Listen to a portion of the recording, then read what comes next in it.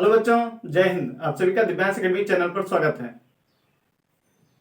तो आज का हमारा न्यू टॉपिक है ट्रायंगल, त्रिभुज। ठीक है, तो पिछली कक्षा में क्लास 9th में आपने पढ़ा है त्रिभुजों की सर्वांग क्षमता, और क्लास 10th में आपको पढ़ना है त्रिभुजों की समरूपता। ठीक है, ये जो त्रिभुज टॉपिक है इसके अंतर्गत आपको क्या पढ़ना है, त्रिभुजों की समरूपता के बारे में। ठीक है, तो आइए जानते हैं कि त्रिभुजों की सर्वांग क्षमता क्या होती है और त्रिभुजों की समरूपता क्या होती है।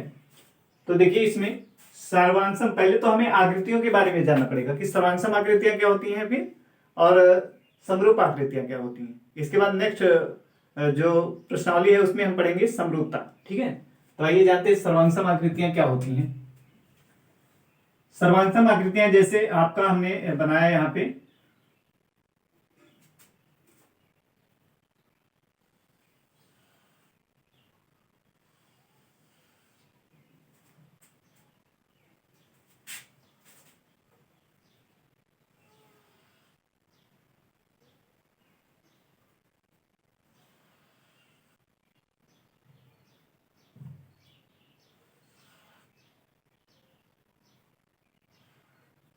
मान लेते हैं ये दो वृत्त है। ठीक है, तो सर्वांगसम आकृतियां क्या होती है, देखिए ऐसी आकृतियां जिसका आकार और माप क्या होना चाहिए, समान होना चाहिए। आकार और माप क्या होना चाहिए, समान होना चाहिए। समरूप आकृतियां क्या होती है, ऐसी आकृतियां जिसका आकार समान हो और माप समान होना आवश्यक नहीं है। ठीक है, जो समरूप आकृतियों में आकार क्या होना चाहिए, आकार का मतलब सूरज शक्ल जानते हैं। अगर दो लोग एक ही शक्ल के होते हैं तो उसको क्या कहते हैं, सर्वांगसम कहते हैं। क्या सर्वांगसम नहीं कहेंगे, दोनों अगर एक ही टाइप के तो क्या क्या कहेंगे, दोनों का आकार कैसा है, समान है। क्या कहेंगे, दोनों का आकार क्या है, समान है। अगर एक ही जैसे हैं तो कहेंगे कि दोनों की शक्ल क्या एक जैसी है। तो सर्वांगसम में दोनों की शक्ल क्या एक ही जैसी होनी चाहिए। क्या होनी चाहिए, एक जैसी होनी चाहिए। और इनका माप भी क्या होना चाहिए, समान होना चाहिए। माप भी क्या होना चाहिए, समान, मतलब आकार भी समान होना चाहिए और माप भी समान होना चाहिए। यानी ये अगर मान लीजिए इसकी त्रिज्या 2 सेंटीमीटर है तो इस वृत्त की भी त्रिज्या कितनी होनी चाहिए, 2 सेंटीमीटर होनी चाहिए। ठीक है, ये मान लेते हैं केंद्र है यहाँ पे C1 और ये केंद्र है C2। अगर इसकी त्रिज्या 2 है तो इसकी भी त्रिज्या कितनी होनी चाहिए, 2 होनी चाहिए। यानी समान त्रिज्या वाले वृत्त, समान त्रिज्या वाले वृत्त क्या होते हैं, सर्वांगसम होते हैं। क्लियर होगा, समान त्रिज्या वाले वृत्त क्या होंगे, सर्वांगसम होंगे। इसी तरीके से समान भुजा वाले वर्ग, ठीक है, मान लीजिए वर्ग है,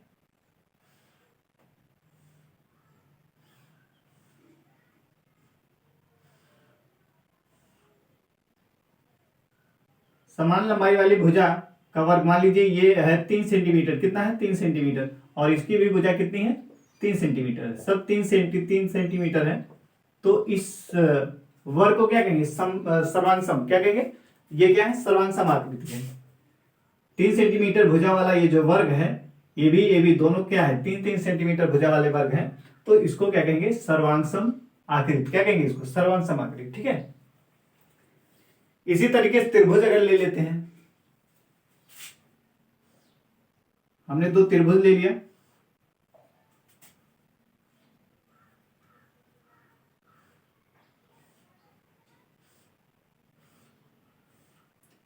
ABC और ये PQR। ठीक है, अब इसमें देखिए AB, मान लीजिए AB है, इसको मान लेते 4 सेंटीमीटर, ये है 4 ये है 4 ये है 4 AB है 4 AB है 4 AB। तो समान भुजा वाले, समान लंबाई की भुजा, ठीक है, समान लंबाई वाली भुजा की दो त्रिभुज क्या होते हैं, सर्वांगसम होते हैं। मतलब उनकी भुजाओं की लंबाई क्या होनी चाहिए, समान होनी चाहिए। ठीक है, AB कितना है 4 है, BC 4 है, यहाँ AC भी 4 है, यहाँ PQ 4 है, QR 4 है और PR भी 4 है। तो इसको क्या कहेंगे, सर्वांगसम त्रिभुज। क्या कहेंगे, सर्वांगसम त्रिभुज।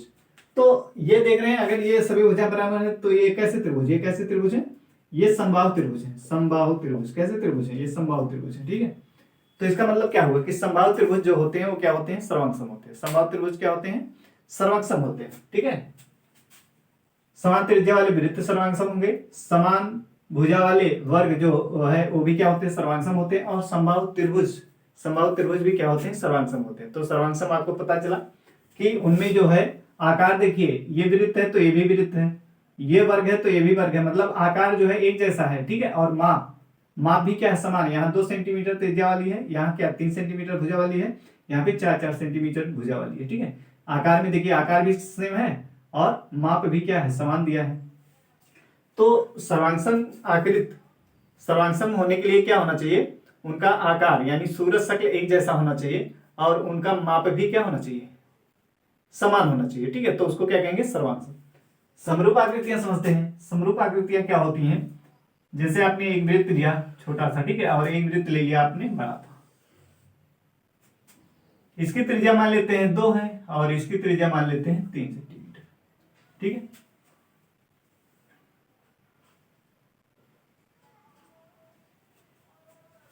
और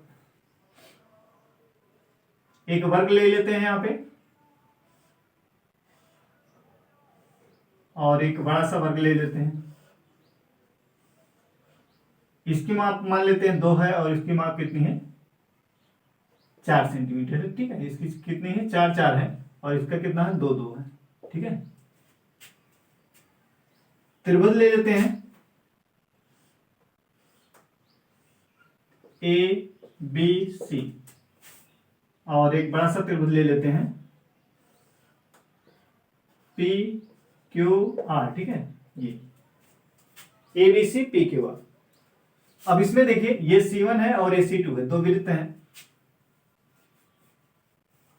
अब इसमें देखिए आकार सेम लग रहा है कि नहीं, आकार जो है एक जैसा लग रहा है कि नहीं, ये भी वृत्त है और ये भी क्या है, वृत्त है, तो आकार क्या है, सेम लग रहा है। आकार कैसा है, सेम है, लेकिन जो माप है इसकी, ये 2 सेंटीमीटर त्रिज्या वाला वृत्त है और ये 3 सेंटीमीटर त्रिज्या वाला है वृत्त है, यानी माप क्या है, अलग अलग है। माप क्या है, अलग है, लेकिन आकार सेम है और माप अलग अलग है। तो इसको कैसा कहेंगे, समरूप, क्या कहेंगे, समरूप आकृति कहेंगे, एक जैसी आकृति, ठीक है। यानी सूरज शक्ल क्या है, एक जैसा है, लेकिन लंबाई जो है क्या अलग अलग है, ठीक है। जैसे 2 लोग एक ही सूरज शक्ल के हों और उनकी लंबाई में क्या हो, अंतर हो, एक 5 फीट का हो और एक 7 फीट का हो, ठीक है। तो माप तो अलग अलग है लेकिन सूरज शक्ल जो है एक जैसी है, तो उसको क्या कहेंगे, समरूप आकृति, क्या कहेंगे, समरूप, ठीक है। और इसमें क्या था, सर्वांगसम वाले में क्या था, आकृति भी मतलब आकार भी सेम होना चाहिए और उसकी माप भी क्या होना चाहिए, अगर 5 फुट का है तो वो भी कितना, 5 फुट का ही होना चाहिए और उनका सूरज शक्ल क्या एक जैसा होना चाहिए। तो उसको क्या कहेंगे, सर्वांगसम, क्या कहेंगे, सर्वांगसम, ठीक है। अब इसमें वर्ग में देखिए, वर्ग ये 2-2 सेंटीमीटर भुजा वाला वर्ग है और ये 4-4 सेंटीमीटर भुजा वाला वर्ग है, लेकिन इसका सूरज शक्ल एक जैसा है कि नहीं, ये वर्ग है तो ये भी क्या है, वर्ग है। माप अलग अलग है, ठीक है, लेकिन एक जैसे हैं, दोनों क्या है, एक जैसे हैं, इसलिए क्या कहेंगे कि ये क्या है, समरूप आकृतियां। कैसी आकृतियां, समरूप आकृतियां हैं। त्रिभुज में देखिए, ये त्रिभुज है, मान लीजिए इसको हम 1 कह देते हैं और ये हो गया 2 और ये हो गया 3, ठीक है। ये कह देते हैं इसको 2 और ये है 3 और ये है 4, ठीक है। अब इसमें देखिए आकृति जो है वो क्या है, एक जैसा है कि नहीं, ABC PQR एक जैसा है। यहां मान लेते हैं कोण है 50 अंश, यहां पे 60 अंश है और ये है मान लीजिए इसको ये 70 अंश इसको मान लेते हैं, ठीक है। इसको 50 अंश मान लेते हैं, ये 60 अंश हो गया और ये 70 अंश हो गया, ठीक है। ऐसे भी 50 अंश है और ये 60 अंश है और ये है 70 अंश, ठीक। अब इसमें बताइए ये भी कोण कितना है, 60 अंश है, ये भी कोण कितना 60 अंश है, ये 70 अंश है, ये भी 70 अंश है और ये 50 अंश है, ये भी क्या 50 अंश है। तो इनका जो सूरज शक्ल जैसा एक जैसा लग रहा है, ABC और PQR, ठीक है। और इसमें साइज जो है अलग अलग है, इसमें 1 सेंटीमीटर तो इसमें कितना 2 सेंटीमीटर, इसमें ये वाली भुजा 2 सेंटीमीटर है,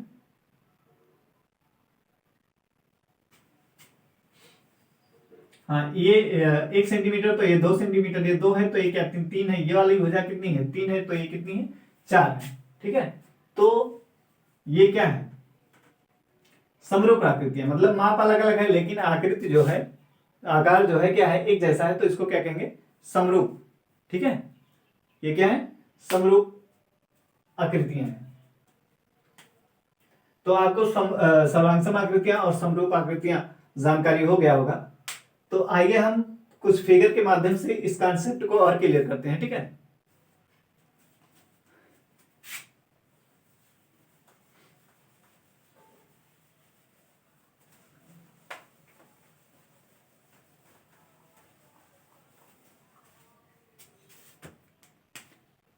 अगर हम ले लें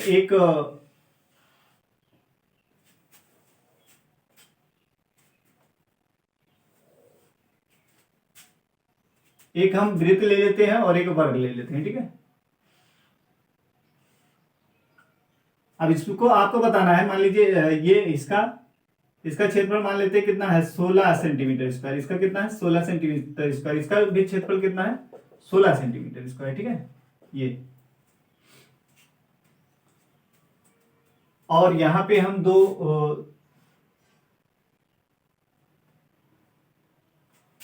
यहां पे ले लेते हैं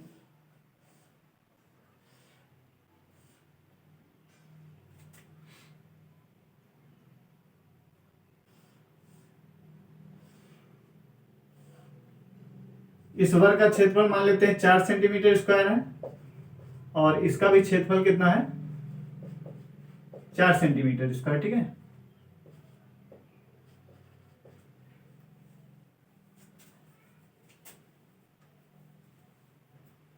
और दो आकृति और ले लेते हैं,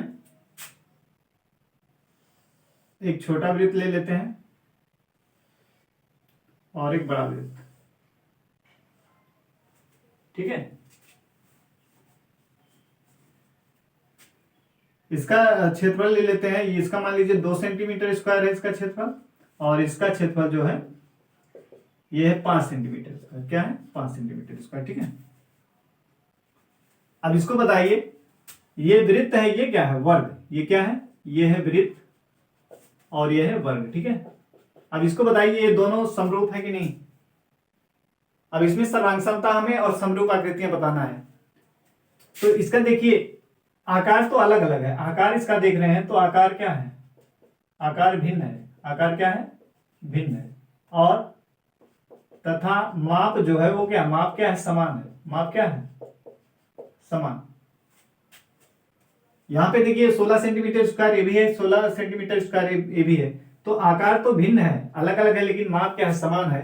तो हमने सर्वांगसम में क्या पढ़ा है, जिसका आकार तथा माप दोनों समान होना चाहिए तब सर्वांगसम होता है, लेकिन इसमें आकार क्या है, भिन्न है, और माप क्या है, समान है। इसलिए ये जो है क्या होगा, सर्वांगसम नहीं होगा।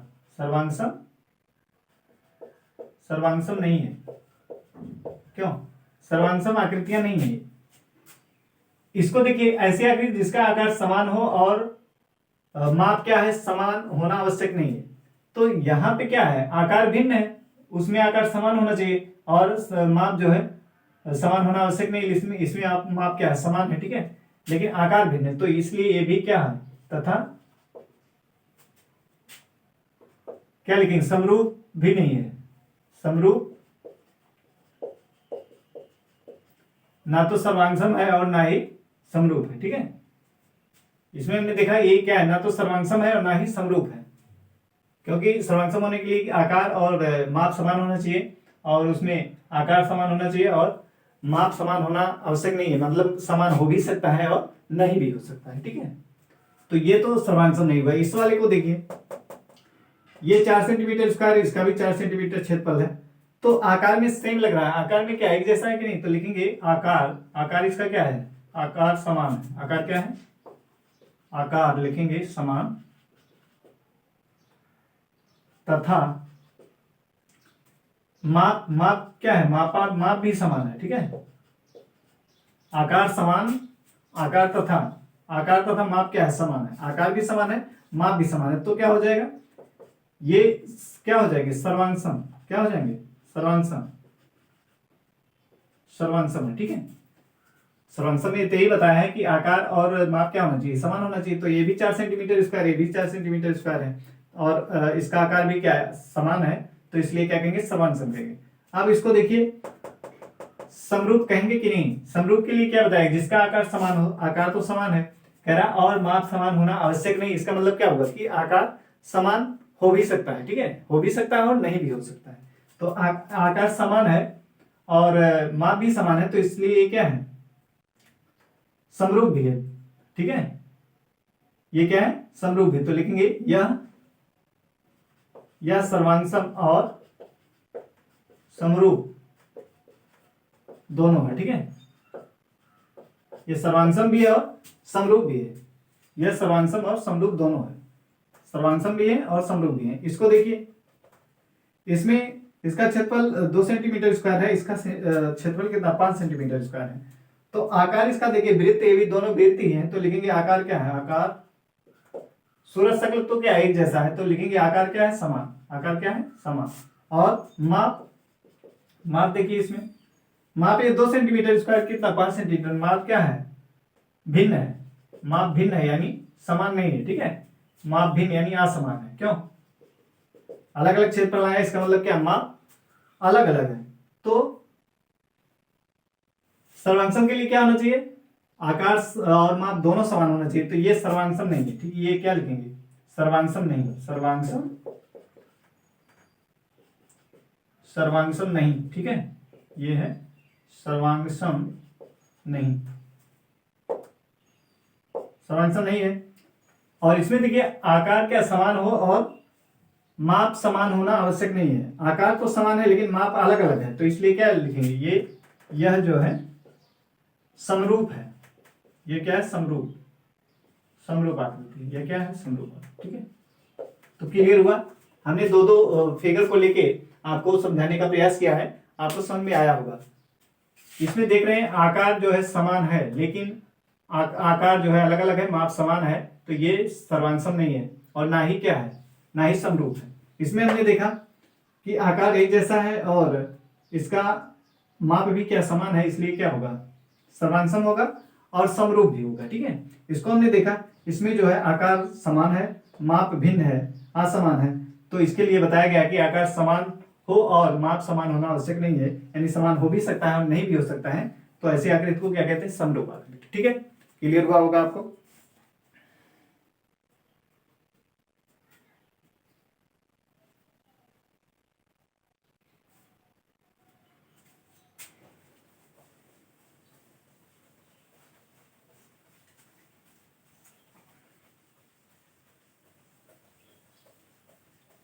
तो ये तो हमने सर्वांगसम और समरूप दोनों में अंतर भी देखा, और अब हमें पढ़ना है क्या, समरूप आकृतियां। क्या पढ़ना है, समरूप आकृतियां। तो समरूप आकृति के लिए क्या होना आवश्यक है, समरूप आकृति होने के लिए हमें क्या होना चाहिए, आकृति का आकार क्या हो, समान हो और माप समान होना आवश्यक नहीं, यानी अलग अलग हो सकते हैं, ठीक है। यानी समरूप आकृति में क्या होना चाहिए,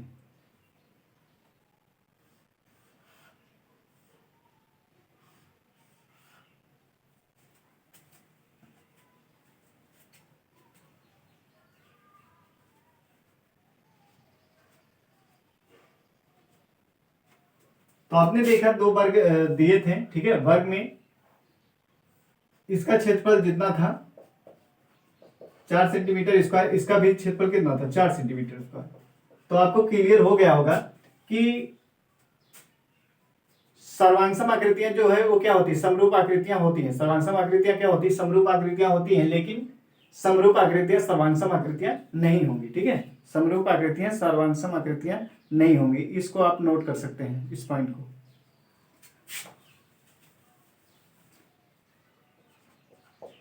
मतलब सर्वांगसम आकृतियां हैं तो उसको हम क्या, समरूप आकृतियां कह सकते हैं, यानी समरूप आकृतियां होती हैं, ठीक है।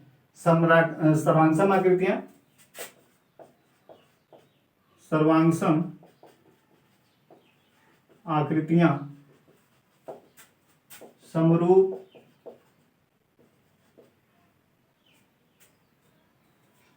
समरूप आकृतियां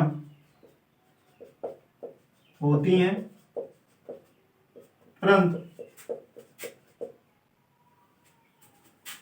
यहां लिखेंगे प्रत्येक, ठीक है,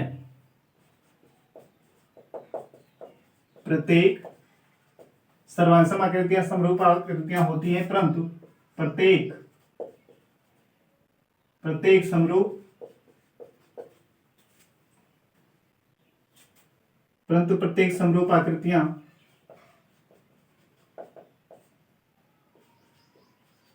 सर्वांसम नहीं होती। ठीक है, नहीं होती है, इस पॉइंट को आपको याद रखना है। प्रत्येक सर्वांसम आकृतियां समरूप आकृतियां होती हैं, परंतु प्रत्येक समरूप आकृतियां सर्वांसम आकृतियां नहीं होती हैं। ठीक है,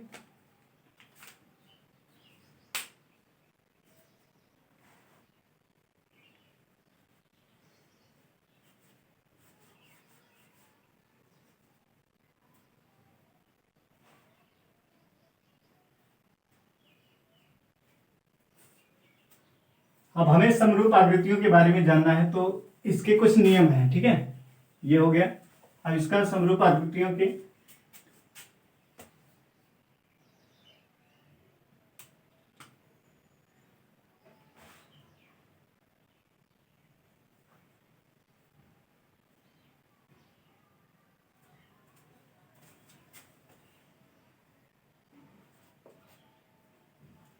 अब हमें देखना है कि दो आकृतियां कब समरूप होती हैं। ठीक है, तो इसमें क्या आएगा, वृत्त भी आएगा आपका, त्रिभुज भी आएगा, लेकिन हमें इस चैप्टर में जो पढ़ना है क्या, त्रिभुज के बारे में पढ़ना है। किसके बारे में पढ़ना है, त्रिभुज के बारे में। ठीक है, तो त्रिभुज के बारे में पढ़ना है, तो दो त्रिभुज कब सर्वांसम होते हैं। ठीक है, दो त्रिभुज कब सर्वांसम होते हैं। एक शब्द आपको पता होना चाहिए कि बहुभुज। बहुभुज क्या होता है। ठीक है, बहुभुज ऐसी आकृतियां जिसमें तीन या तीन से अधिक भुजाएं होती हैं, उससे क्या कहते हैं, बहुभुज आकृतियां कहते हैं। क्या कहते हैं, पॉलीगन। इसी को इंग्लिश में क्या कहते हैं, पॉलीगन कहते हैं। ठीक है, पॉलीगन मतलब ऐसी आकृतियां जिसमें तीन या तीन से अधिक भुजाएं होती हैं, उसे क्या कहते हैं, बहुभुज आकृतियां कहते हैं। तो अब बहुभुज आकृतियों की समरूपता के बारे में हमें पढ़ना है। तो बहुभुज आकृतियों में हमारा आपके जो सिलेबस में है वो क्या, त्रिभुज है। त्रिभुज कैसी आकृति है, बहुभुज, क्योंकि इसमें क्या है, तीन भुजाएं हैं। तो त्रिभुज में कितनी भुजाएं होती है, तीन भुजाएं होती हैं, तो इसको क्या कहते हैं, बहुभुज आकृतियां कहते हैं। ठीक है, तो दो त्रिभुज कब समरूप होते हैं, इसके नियम देखेंगे। दो त्रिभुज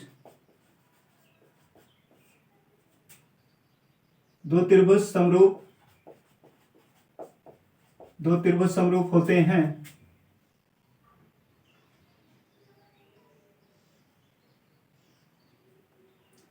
दो त्रिभुज समरूप होने का प्रतिबंध। ठीक है, नंबर एक है इसमें संगत कोण बराबर हो। संगत कोण क्या हो, बराबर हो। और दूसरा, संगत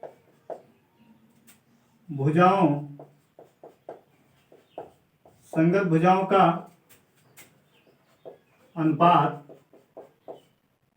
बराबर हो। संगत भुजाओं का क्या हो, अनुपात बराबर हो। ठीक है, अगर किन्हीं दो त्रिभुज के संगत कोण बराबर हो और संगत भुजाओं का अनुपात बराबर हो, तो उस त्रिभुज को क्या कहते हैं, समरूप त्रिभुज।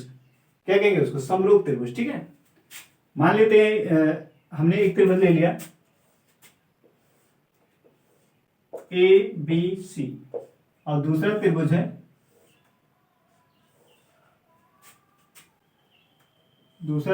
PQR। ये PQ है और एक R है। इस कोण को हमने ले लिया है 70 अंश और ये भी कोण कितना है, 70 अंश। ठीक है, इसको हमने ले लिया है 60 अंश और ये है 50 अंश।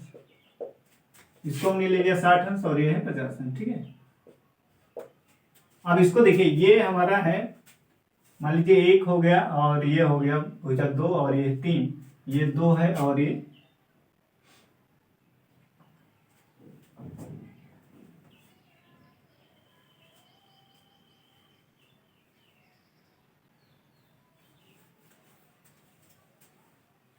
है 4 और ये इसको हम ले लेते हैं 6। ठीक है, अब इसको देखिए, अब इसके कोण, यहाँ पे कोण क्या है, 70 अंश, यहाँ पे कोण क्या है, 70 अंश। अब इसको समरूप हमें देखने के लिए क्या करना पड़ेगा, इसके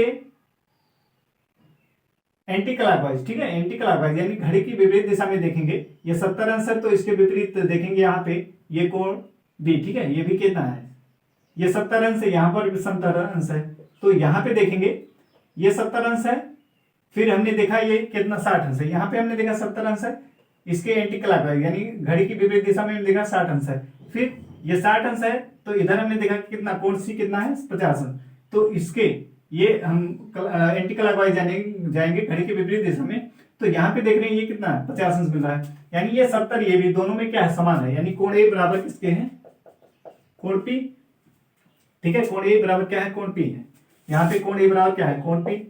तो एंटी क्लॉकवाइज देखिए या क्लॉकवाइज यानी घड़ी की दिशा में देखेंगे या घड़ी के विपरीत दिशा में, किसी एक ही तरीके से देखना हमें, ठीक है, या तो एंटी क्लॉकवाइज यानी घड़ी की विपरीत दिशा में देखेंगे या फिर क्लॉकवाइज घड़ी की दिशा में देखेंगे। तो हमने यहाँ देखा 70 अंश, यहाँ पर भी पी कितना था 70 अंश देखा, फिर अब इसके एंटी क्लॉकवाइज घड़ी की विपरीत दिशा में देखा, यहाँ बी वाला कोण कितना 60 अंश, यहाँ पे हमने देखा क्यू वाला कोण कितना 60 अंश, तो कोण बी बराबर भी किसके है, कोण क्यू के है, ठीक है। अब एंटी क्लॉकवाइज घड़ी की विपरीत दिशा में जब हमने आगे बढ़ा तो यहाँ देखा कोण सी कितना है 60 अंश है, और यहाँ कोण आर कितना है 50 अंश, ये 50 अंश है, ये भी 50 अंश, ठीक है, तो कोण बराबर है, कोण क्या है बराबर है। भुजा को देख लेते हैं, एक तो हमने क्या कहा था संगत कोण बराबर होना चाहिए, तो संगत कोण क्या बराबर आ गया, ठीक है।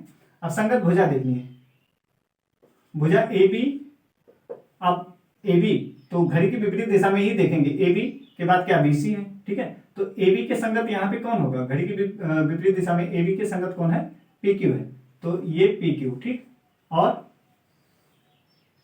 यहाँ पे बीसी, बीसी अब ए बी के बाद क्या बी सी है, एंटी क्लॉकवाइज देख रहे हैं, ठीक है, यहाँ पे एंटी क्लॉकवाइज देख रहे हैं तो पी क्यू के बाद क्या है क्यू आर है, तो यहाँ पे लिखेंगे बी सी अनुपात क्यू आर, ठीक है, और फिर बीसी के बाद एंटी क्लॉकवाइज जाएंगे फिर तो सी ए आएगा, क्या आएगा सी ए आएगा, या इसी को ए सी लिख सकते हैं, क्या लिख सकते हैं ए सी भी लिख सकते हैं, ठीक है।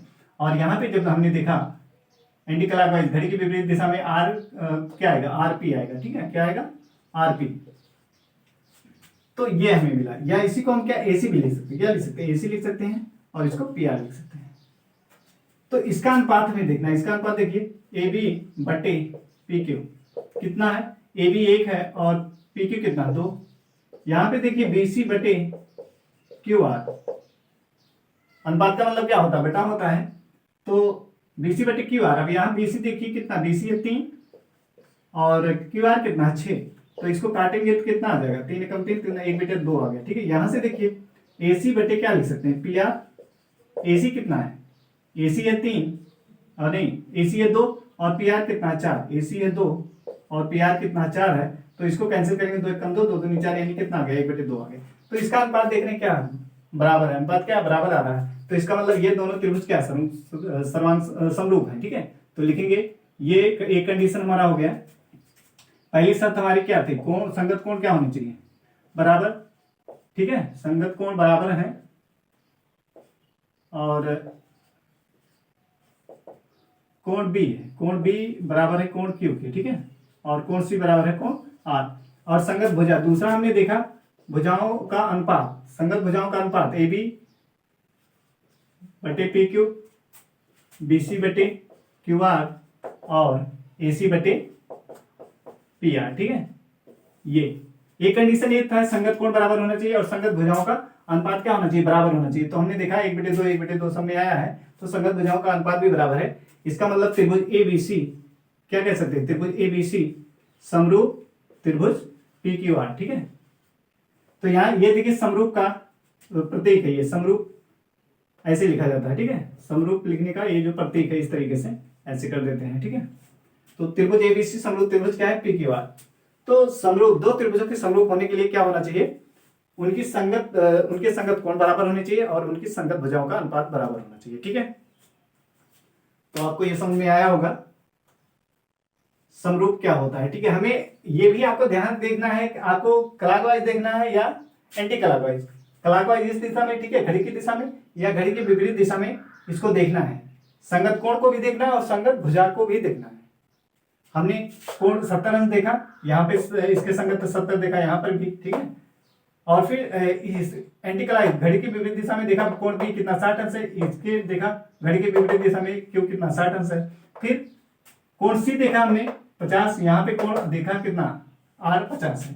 तो घड़ी की विपरीत दिशा में हमने संगत कोणों को देखा क्या आ रहे हैं, बराबर है। अब संगत भुजा को AB, इसके PQ, ठीक है, इसका BC, घड़ी की विपरीत दिशा में BC और घड़ी के विपरीत दिशा में एक QR आएगा। फिर CA यानी AC आएगा और ये इसमें कितना आएगा RP आएगा यानी PR, ठीक है। तो इस तरीके से हमने इनके अनुपात को देखा लेके, तो क्या है बराबर थे, इसलिए हम क्या कह सकते हैं त्रिभुज ABC क्या है समरूप त्रिभुज PQR। क्लियर है। तो आपको ये सर्वांगसमता आपको पता चल गया होगा कि दो त्रिभुज कब समरूप होते हैं या सर्वांगसम होते हैं, जब उनके संगत कोण बराबर हो और उनकी संगत भुजाएं बराबर हो। तो हम नेक्स्ट वीडियो में इसमें कुछ एग्जाम्पल के माध्यम से समरूपता देखेंगे और प्रश्नावली के क्वेश्चन सॉल्व करेंगे। ठीक है, तो आज के लिए इतना ही। जय हिंद।